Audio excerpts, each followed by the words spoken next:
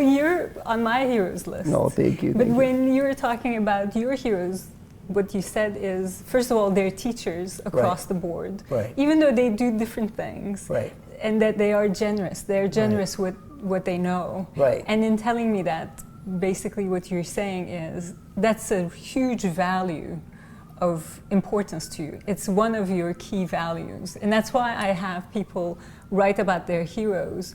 It's another way of asking people, what are your values? Because if I asked you, Marshall, what are your values? It's a hard question. If you asked me that, I wouldn't know necessarily how to answer. But when you think about it in terms of your heroes and you list their qualities, what you're basically doing is defining your values, and your values become the foundation for your life design. Without your values, how would you know how to choose one thing over another? It's your values that help you guide through your life design. Yeah, it's interesting because I never thought of it. I give all my material away. Yes. So all my material you can copy, share, don't duplicate, it's all free. And yeah, because I'm a teacher and that's what I value. Yes. I'll tell you an interesting story about generosity when I was young. There was something back in Kentucky called the March of Dimes Bread Drive.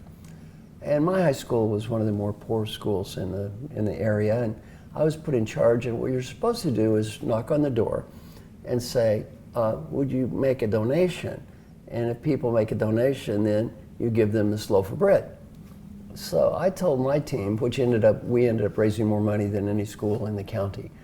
I told my team, we're gonna do something different. Give them the bread. They're gonna throw the bread away anyway at the end of the day. If they're too poor to give you the money, give them the bread.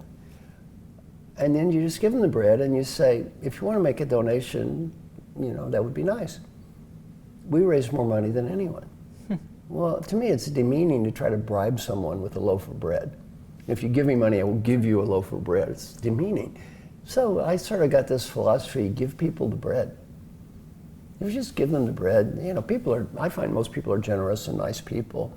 And to be fair, I've almost never been taken advantage of in my life. Nobody's ever cheated me.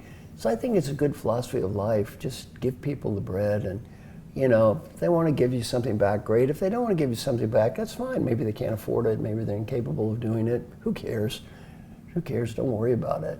Just give them the bread.